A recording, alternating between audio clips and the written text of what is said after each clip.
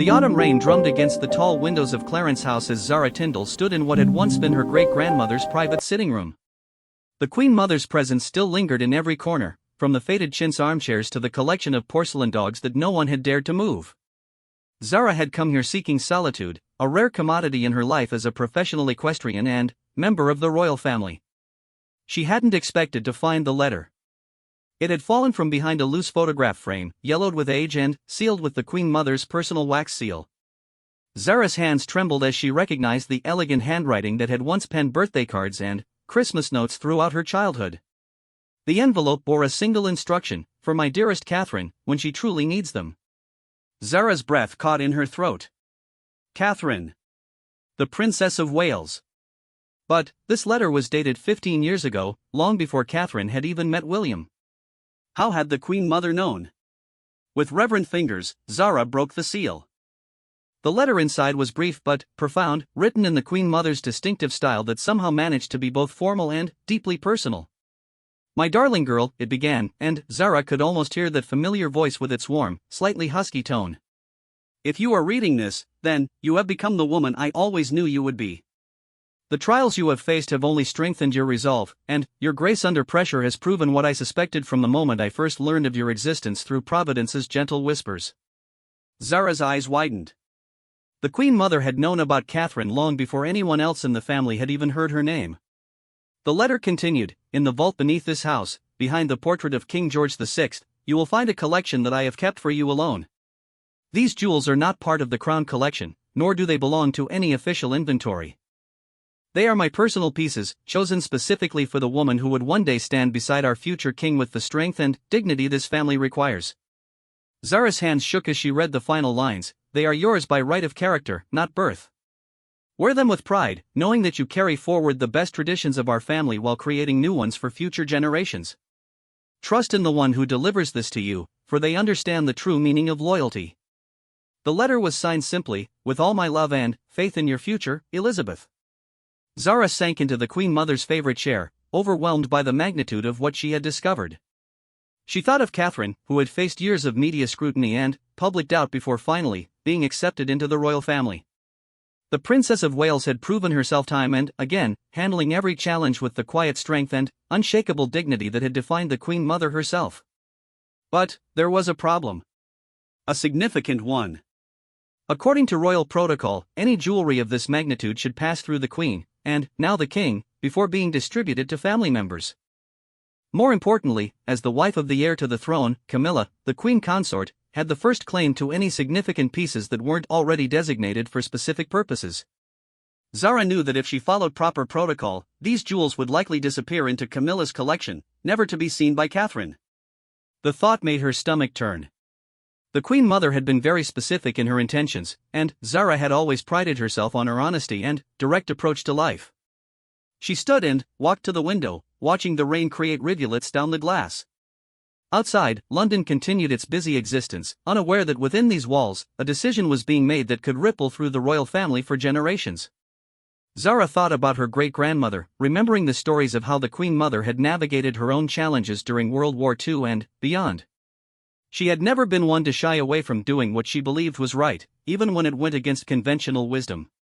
The Queen Mother had always understood that sometimes love and loyalty required brave choices. Making up her mind, Zara folded the letter carefully and slipped it into her pocket. She would find the vault, examine these mysterious jewels, and then decide how best to honor her great-grandmother's wishes. But first, she needed to understand exactly what she was dealing with. The portrait of King George VI hung in the small alcove that had served as the Queen Mother's private study. Zara had seen it countless times during family visits, but she had never noticed anything unusual about its placement. Now, examining it more closely, she could see subtle scratches in the wall around the frame's edges. With careful pressure, the portrait swung inward like a door, revealing a small but sophisticated vault. Zara's breath caught as she saw the biometric scanner, clearly a modern addition that must have been installed during the Queen Mother's later years. She pressed her thumb to the scanner, hoping against hope that she had been included in the system. The vault clicked open. Inside, nestled in individual velvet compartments, lay a collection of jewelry that would have made the crown jeweler weep with joy. But these weren't the heavy, formal pieces typically associated with royal regalia. These were personal treasures, each one carefully chosen for its beauty and significance. A delicate diamond tiara that seemed to capture and reflect light like captured starlight. Earrings featuring rare pink diamonds that the Queen Mother had received as a wedding gift from her father-in-law, King George V. A necklace of perfectly matched pearls with a clasp formed by intertwined roses, one English, one Scottish, symbolizing the union of the kingdoms. But it was the centerpiece that took Zara's breath away completely. A brooch featuring a magnificent sapphire surrounded by diamonds, but not just any sapphire. This was the cashmere sapphire that had belonged to Queen Victoria herself, thought to have been lost during the chaos of the early 20th century. The Queen Mother had somehow acquired it and kept it safe, waiting for the right moment to pass it on. Each piece came with a small card in the Queen Mother's handwriting, explaining its history and significance. The tiara had been worn by Queen Mary during her engagement announcement. The earrings had been a symbol of hope during the darkest days of the Blitz. The pearl necklace had been rest-rung with pearls from around the Commonwealth, representing unity and strength. But the brooch's card simply read, "For the woman who will heal our family's wounds and show the world what true royalty means." Zara's eyes filled with tears as she realized the profound thought and care that had gone into this collection. The Queen Mother had somehow foreseen the challenges that Catherine would face and had prepared this gift as both a welcome and a vote of confidence in her future granddaughter-in-law. She carefully photographed each piece and its accompanying note, then secured the vault again. The decision of when and how to present these treasures to Catherine would require careful planning. Zara knew that the timing would be crucial, and the method of delivery even more so. As she left Clarence House that evening, Zara felt the weight of responsibility settling on her shoulders. She was now the keeper of a secret that could bring immense joy to one family member while potentially causing significant tension with others. The Queen Mother had trusted her with this task, believing in her judgment and integrity. Walking through the autumn evening toward her car, Zara made a silent promise to her great-grandmother's memory. She would find the perfect moment to honor these wishes, regardless of the personal cost. Catherine deserved to know that she had been chosen and loved long before she even knew it herself. The rain had stopped, and the first stars were beginning to appear in the darkening sky. Somewhere in Kensington Palace, Catherine was probably helping her children with homework or preparing for another day of royal duties. She had no idea that her life was about to change in the most beautiful and unexpected way. Zara smiled for the first time that day, imagining the look on Catherine's face when she learned the truth about the Queen Mother's faith in her. It would be worth whatever storm might follow. Some gifts were simply too important to be delayed by protocol or politics. The Queen Mother had always believed that love should triumph over convention, and Zara intended to make sure that belief lived on through her actions. The jewels would find their way to Catherine, exactly as intended, and, when they did, they would carry with them a message of acceptance and love that transcended all the challenges that had come before. As she drove through the London streets, Zara began planning the perfect moment for this extraordinary gift to find its rightful home. The Queen Mother's final act of love deserved nothing less than perfection in its execution. 3 weeks had passed since Zara's discovery, and the secret burned within her like a carefully tended flame. She had spent countless hours researching each piece in the collection, wanting to understand their full significance before approaching Catherine. What she had learned only deepened her conviction that the Queen Mother's wishes must be honored. The cashmere sapphire brooch alone was worth more than most people could imagine, but its historical value was beyond measure. Queen Victoria had worn it during the Diamond Jubilee celebrations, and it had been photographed on her during some of the most significant moments of her reign. The fact that it had somehow made its way into the Queen Mother's personal collection suggested connections and stories that might never be fully known. Zara sat in her study at Gatcombe Park, surrounded by books on royal jewelry and printouts of historical photographs. Her husband Mike found her there most evenings, poring over details and making careful notes. He had learned not to ask too many questions when Zara was working through something important, but his curious glances hadn't gone unnoticed. "You know you can trust me with whatever's eating at you," Mike had said the previous evening, settling into the chair beside her desk. "You've been carrying something heavy for weeks now." Zara had looked up from a particularly detailed analysis of the tiara's provenance, her face reflecting the internal struggle she had been fighting. "It's about family, Mike. About doing what's right versus what's expected. And about promises made by someone who can no longer enforce them herself." Mike had nodded, understanding that some royal family matters required careful consideration before they could be shared, even with spouses. "Whatever you decide, I know it'll be the right thing." You don't know how to do anything else. Now, as Zara prepared for what she knew would be a delicate conversation, she drew strength from Mike's confidence in her judgment. She had arranged to meet Catherine for what appeared to be a casual coffee, but Zara knew it would be anything but casual. Kensington Palace buzzed with its usual controlled activity as Zara arrived for their meeting. She carried a small, discreet briefcase that looked like any other business accessory, but inside lay photographs and documentation that would soon change everything for Catherine. Catherine greeted her with the warm smile that had charmed the nation and won over even the most skeptical royal watchers. She looked elegant but relaxed in a simple blue dress, her hair pulled back in a casual style that somehow managed to look both effortless and perfect. "Zara, it's so lovely to see you," Catherine said, embracing her warmly. "I've been looking forward to catching up properly. It feels like we only manage quick conversations at family events these days." They settled in Catherine's private sitting room, a comfortable space that reflected her personal taste while respecting the palace's historic character. Family photographs lined the mantelpiece, including several featuring the Queen Mother with various family members across the decades. Zara's eyes lingered on one particular photograph showing the Queen Mother with a very young William, both of them laughing at something outside the camera's view. It strengthened her resolve about what she was about to do. "Catherine, I need to share something with you that's quite extraordinary," Zara began, setting her briefcase carefully on the coffee table between them. "3 weeks ago, I discovered something at Clarence House that I believe was meant specifically for you." Catherine's eyebrows rose with interest and, perhaps a hint of concern. In royal circles, unexpected discoveries could be either wonderful or deeply problematic, and experience had taught her to be cautiously optimistic. Zara opened the briefcase and withdrew the Queen Mother's letter, now carefully preserved in a protective sleeve. "I found this quite by accident, hidden behind a photograph frame in the Queen Mother's sitting room." "It's addressed to you." Catherine's hand flew to her throat as she recognized the elegant handwriting. She had never received a personal letter from the Queen Mother, who had passed away when Catherine was still just beginning her relationship with William. The idea that such a letter existed seemed almost impossible. "I don't understand," Catherine whispered, her voice barely audible. "How could she have written to me? We never met personally, and, when she died, William and I were still figuring things out," Zara finished gently. "I know. That's what makes this so remarkable. Somehow, she knew. She saw something in your future that perhaps even you didn't know was there yet." Catherine accepted the letter with trembling hands, reading it twice before looking up at Zara with tears threatening to spill from her eyes.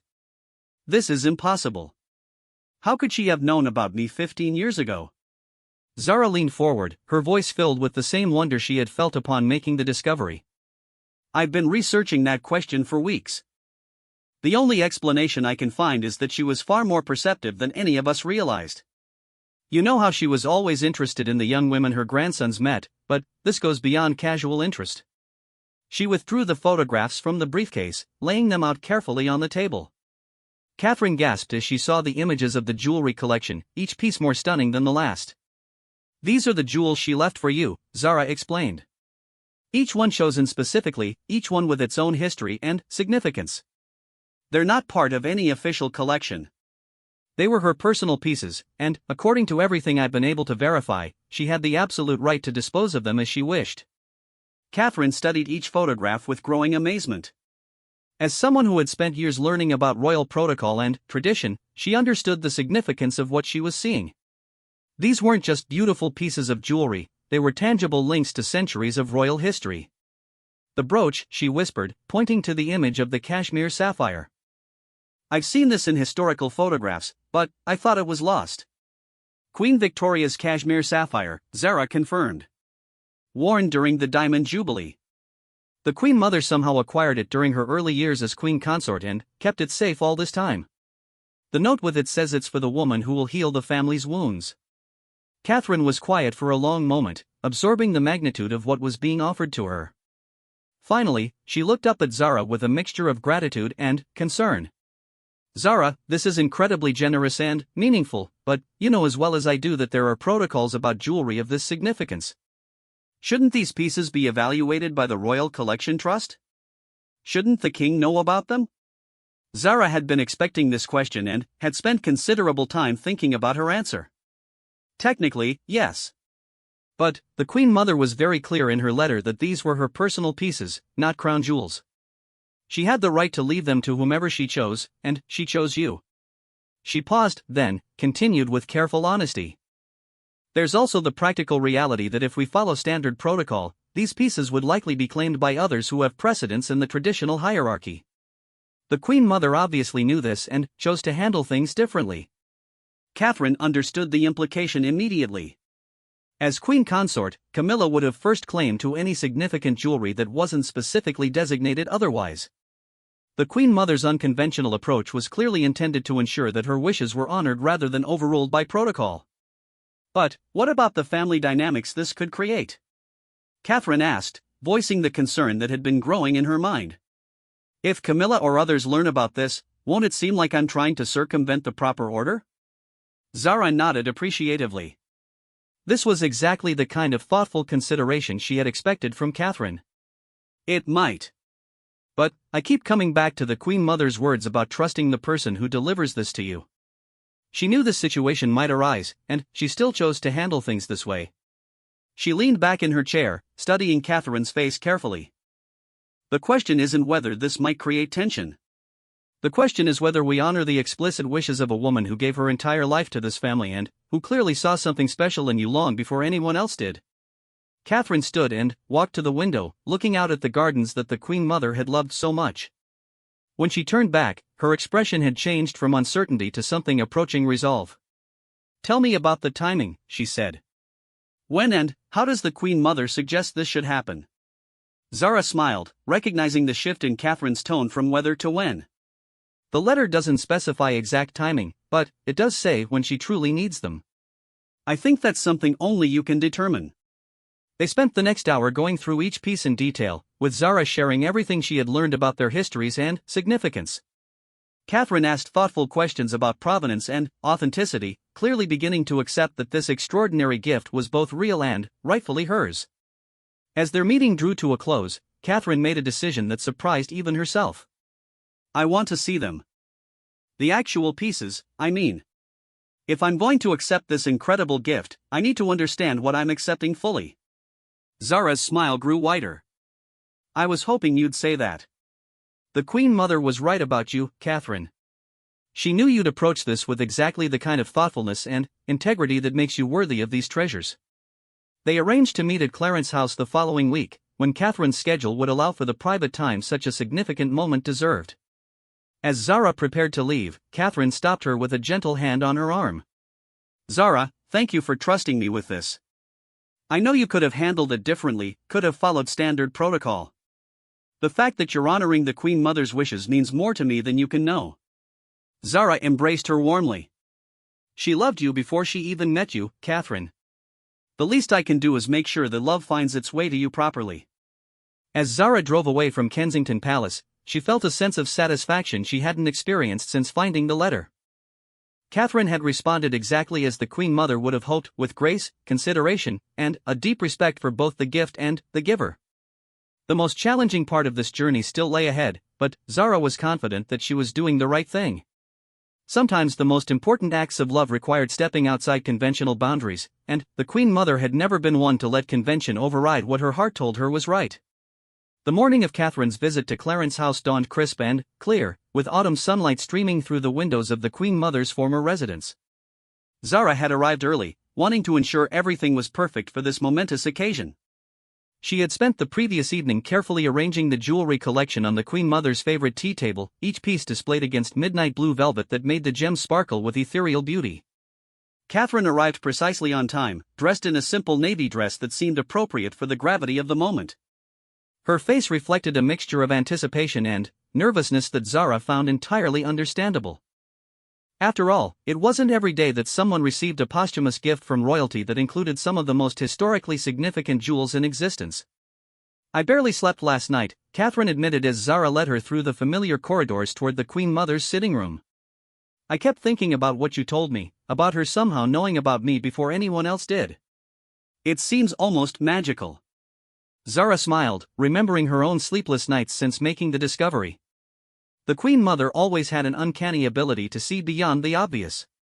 My grandmother used to say she had a gift for understanding people's true character, even when they were still discovering it themselves. They paused outside the sitting room door, and Zara could feel Catherine's nervous energy. "Are you ready for this?" she asked gently.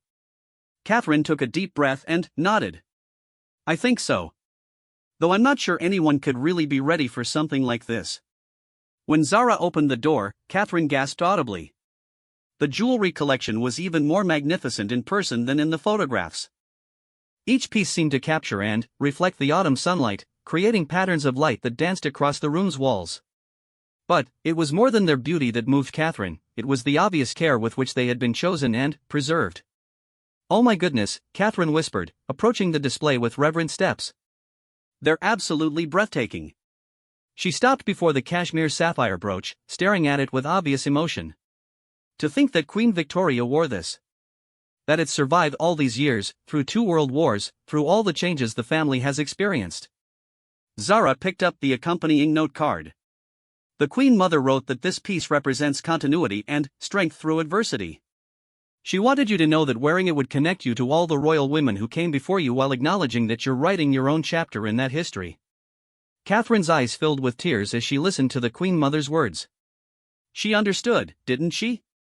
What it feels like to marry into this family, to feel the weight of all that history and tradition while trying to find your own place within it. She understood better than anyone, Zara agreed. Remember, she wasn't born into royalty either. She married the second son who never expected to be king, and, when circumstances changed, she had to adapt and grow into roles she'd never imagined for herself. Catherine carefully lifted the tiara, marveling at its delicate construction. Despite its obvious value, it felt surprisingly light in her hands. The diamonds caught the light with every tiny movement, creating a constellation of sparkles that seemed almost alive. "Try it on," Zara encouraged. The Queen Mother specifically mentioned in her notes that these pieces were meant to be worn, not admired from a distance. Catherine looked uncertain. "Are you sure?" "It feels almost sacrilegious to wear something so historically significant." "Catherine, you are historical significance," Zara replied firmly. "You're the future queen consort. These pieces were preserved specifically for you to wear them. The Queen Mother would be disappointed if they remained locked away in a vault." With careful movements, Catherine placed the tiara on her head. The transformation was immediate and striking. The delicate piece seemed designed specifically for her features, complementing the elegant lines of her face and the rich brown of her hair. She looked every inch the future queen, but, more importantly, she looked like herself, confident, graceful, and worthy of the honor being bestowed upon her. "It's perfect," Zara breathed. "Look in the mirror." Catherine turned toward the antique mirror that had belonged to the Queen Mother, and her reflection took her breath away. The tiara didn't overshadow her natural beauty, instead, it seemed to enhance her inherent elegance. For the first time since this extraordinary journey began, she could imagine actually wearing these pieces at state occasions and formal events. "I can see why she chose these for you," Zara continued, helping Catherine examine the pearl necklace.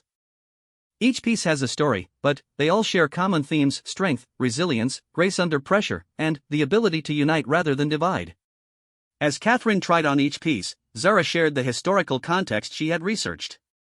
The earrings had been worn by the Queen Mother during the Blitz, serving as a symbol of hope when London was under attack. The pearl necklace had been restrung to include pearls from every Commonwealth nation, representing the global unity that the monarchy was meant to foster. "The Queen Mother was sending you a message with each piece," Zara explained. "She was telling you that you already possessed all the qualities these jewels represent. They're not meant to give you something you lack, they're meant to celebrate what you already have." Catherine paused in her examination of a delicate bracelet featuring alternating diamonds and emeralds. "Zara, can I ask you something personal? Why are you doing this?" "I mean, I'm grateful beyond words, but you could have chosen to follow protocol. You could have reported the discovery to the king and let the official channels handle everything. Why take this risk?" Zara had been expecting this question, and she answered with complete honesty. "Because I knew the Queen Mother personally. I spent countless hours with her as a child and as an adult.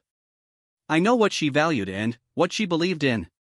She would have been heartbroken to see these pieces disappear into storage or be distributed according to rigid protocol rather than her specific wishes." She moved to the window, looking out at the gardens that the Queen Mother had loved. But, there's another reason. I've watched you over the years since you joined our family. I've seen how you handle pressure, how you've grown into your role, how you've managed to remain true to yourself while adapting to incredibly difficult circumstances. The Queen Mother saw that potential in you years before the rest of us recognized it. She deserved to have her faith in you honored. Catherine was quiet for several minutes, continuing to examine the jewelry while processing everything Zara had shared. Finally, she looked up with an expression that combined gratitude with something approaching resolve. I want to accept these, she said softly. Not just because they're beautiful or historically significant, but because of what they represent. The Queen Mother believed in me when I was still just William's girlfriend, still uncertain about whether I belonged in this world. These pieces are her way of telling me that I do belong, that I was always meant to be here. Zara felt a wave of relief and satisfaction. I think that's exactly what she hoped you would understand. But, Catherine continued, I need to think carefully about how we handle this publicly. When I wear these pieces, people will notice. Jewelry experts will recognize their significance. There will be questions about where they came from and why I have them. What are you thinking? Zara asked. Catherine smiled for the first time since entering the room. I'm thinking that the truth is actually quite beautiful. A beloved royal matriarch left a gift for the woman she knew would one day stand beside her great-grandson. She chose these pieces carefully, with love and foresight, and entrusted them to someone she knew would honor her wishes. There's nothing scandalous or inappropriate about that story. Zara nodded enthusiastically. And, it's completely true. Every word of it. The challenge, Catherine continued thoughtfully, will be timing. I want to debut these pieces in a way that honors the Queen Mother's memory and makes clear the significance of what she did. This isn't just about beautiful jewelry, it's about family, love, and the continuity of values across generations. They spent the next hour discussing possibilities. Catherine's first thought was to wear the tiara for a significant state occasion where its historical importance would be appreciated and understood. The brooch might make its debut during a Commonwealth event, highlighting the global unity it was meant to represent. I think the Queen Mother would approve of careful planning, Zara observed. She always understood the power of symbolism and the importance of context. As their time together drew to a close, Catherine made a request that touched Zara deeply. Would you help me plan these debuts? You understand the significance of these pieces better than anyone else, and you've become the keeper of the Queen Mother's story. I'd like you to be part of how that story continues. Zara felt tears pricking at her eyes. I would be honored. The Queen Mother trusted me to get these to you, but she would want me to help ensure they're presented properly. They carefully returned the jewelry to its secure resting place, but not before Catherine spent a few more minutes examining each piece. As she held the cashmere sapphire brooch one final time, she spoke quietly to the memory of the woman who had chosen it for her. Thank you, she whispered. Thank you for believing in me before I even knew myself. I promise to wear these with the dignity and purpose you intended. As they prepared to leave Clarence House, both women felt the weight of what had just transpired. Catherine now possessed not just extraordinarily beautiful jewelry, but tangible proof that she had been accepted and loved by her royal family in ways she had never imagined. Zara had successfully honored her great-grandmother's wishes while strengthening her relationship with Catherine in ways that would benefit the family for years to come. When should we plan the first debut? Catherine asked as they walked toward their cars. Zara smiled, thinking of the Queen Mother's love for dramatic moments and meaningful gestures. I have some ideas about that. Let me do some research on upcoming events that would provide the perfect backdrop for introducing these treasures to the world. As Catherine drove back to Kensington Palace, she felt a profound sense of completion. For years, she had wondered if she truly belonged in the royal family, if she measured up to the women who had come before her. The Queen Mother's gift had answered those questions definitively. She had not only been accepted, she had been chosen, carefully and deliberately, by one of the most respected members of the royal family. The jewelry was beautiful, but the message it carried was priceless. Catherine finally understood that she wasn't an outsider who had married into royalty, she was a woman who had been destined for this role long before she even knew it existed. The Queen Mother had seen that destiny and had prepared accordingly. Now it was Catherine's responsibility to honor that faith by wearing these pieces with the grace and purpose for which they had been intended. the Queen Mother's final gift would soon make its public debut, carrying with it a story of love, foresight, and the unbreakable bonds that held the royal family together across generations. 6 weeks after Catherine's visit to Clarence House, the perfect opportunity presented itself. The annual Commonwealth Day service at Westminster Abbey would provide exactly the right setting for the debut of the Queen Mother's cashmere sapphire brooch. The event celebrated unity among Commonwealth nations, making it the ideal venue to showcase a piece that represented global connection and shared values. Catherine sat in her private dressing room at Kensington Palace, studying her reflection as her stylist made final adjustments to her navy blue coat dress. The garment had been chosen specifically to complement the sapphire brooch that would make its first public appearance in over 70 years. Her hands trembled slightly as she lifted the brooch from its velvet case, still amazed by its beauty and historical significance. "Your Royal Highness, if I may say so, that piece is absolutely magnificent," her stylist remarked as Catherine carefully pinned the brooch to her coat. "I've never seen a sapphire quite that color." Catherine smiled, thinking of the Queen Mother's note about the brooch representing healing and unity. "It has quite a remarkable history. It belonged to my husband's great-grandmother, and, before that, to Queen Victoria herself." What she didn't mention was the personal significance the piece held for her. Every time she looked at it, she was reminded that her place in the royal family had been anticipated and blessed by someone who understood the challenges she would face. The Queen Mother had somehow known that Catherine would need this tangible reminder of her worthiness and belonging. Meanwhile, at Clarence House, word of Catherine's choice of jewelry for the day's events had reached some interesting ears. Camilla, the Queen Consort, had been informed by her personal secretary that Catherine would be wearing a significant sapphire piece with historical provenance to the Commonwealth Day service. Did they specify which sapphire piece? Camilla had asked, a note of curiosity in her voice. "No, Your Majesty, but, from the description, it sounds quite substantial." The press office wanted to ensure they had background information ready in case there are inquiries from jewelry historians. Camilla frowned slightly. She prided herself on knowing the royal jewelry collection thoroughly, and she couldn't immediately place a major sapphire piece that Catherine would have access to for such an important occasion. Most of the significant sapphires were part of the Crown collection or her own personal collection inherited through royal precedents. At the same time, Zara was making her own preparations for the day. She had been invited to attend the Commonwealth Day service as part of the royal family group, and she was looking forward to witnessing the public debut of the Queen Mother's gift. She had helped Catherine plan every detail of this moment, ensuring that the story would be told properly when questions inevitably arose. The morning of the service dawned bright and clear, perfect for the photographers who would capture every detail of the royal family's appearance.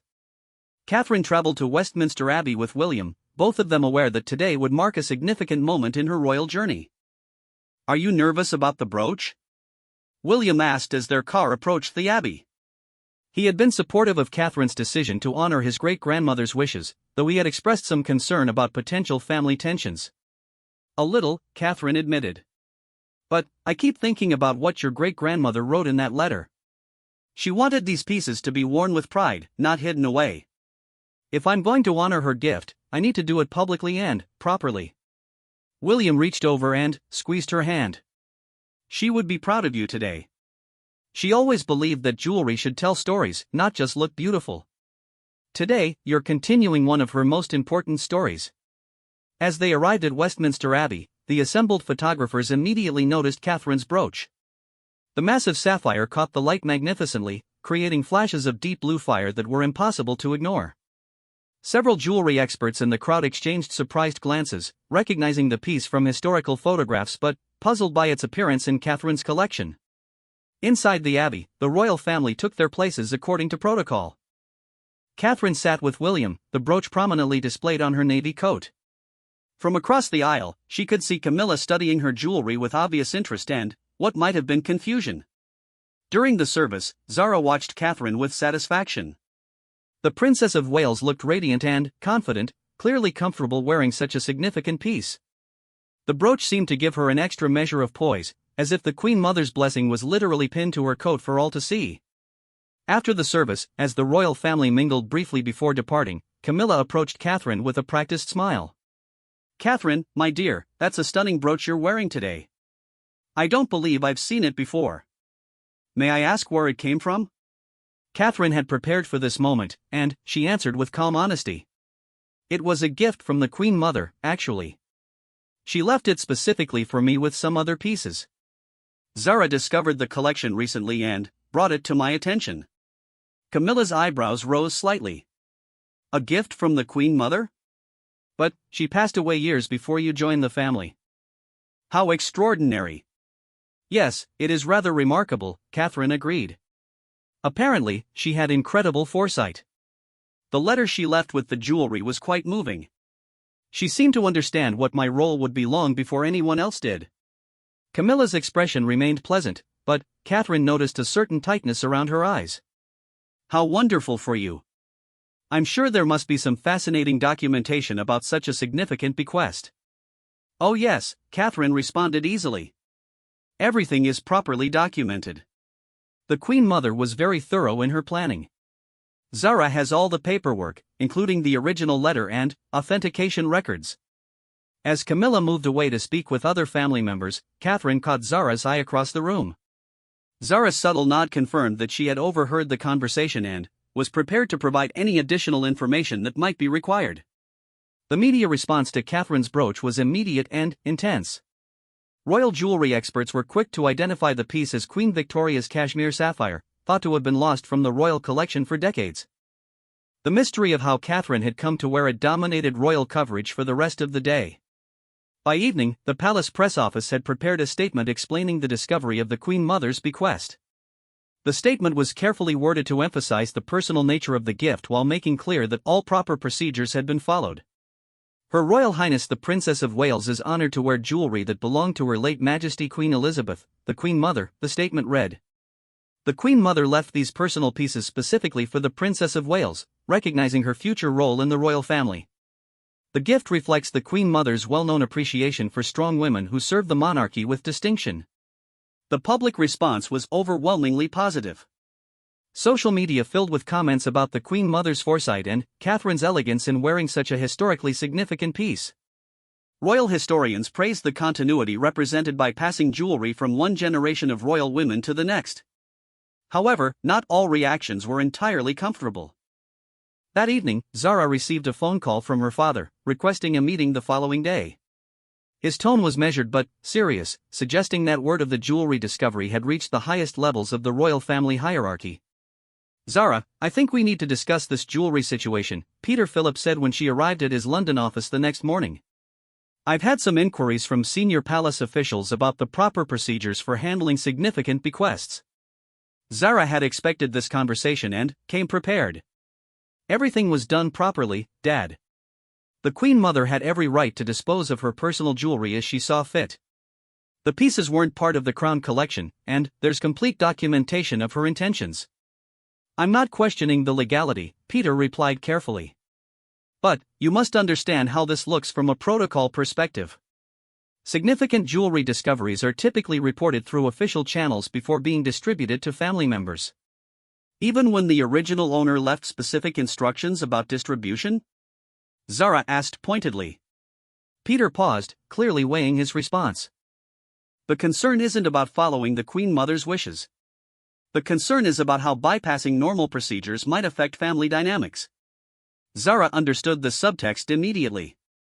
Camilla had clearly expressed displeasure about being circumvented in the distribution of significant jewelry, and that displeasure had reached influential ears. Dad, let me ask you something, Zara said, leaning forward in her chair. If Granny had left a letter specifying that certain jewelry should go to specific family members, would you expect those wishes to be honored or overridden by protocol? The comparison to their grandmother, Queen Elizabeth II, was deliberate and effective. Peter's expression softened slightly as he considered the parallel. Of course her wishes would be honored, he admitted. Then, why should the Queen Mother's wishes be any different? She loved this family just as much and served it just as faithfully. She earned the right to make decisions about her personal possessions. Peter nodded slowly. You make a valid point. But, moving forward, it might be wise to keep other family members informed about any similar discoveries. Transparency tends to reduce tension.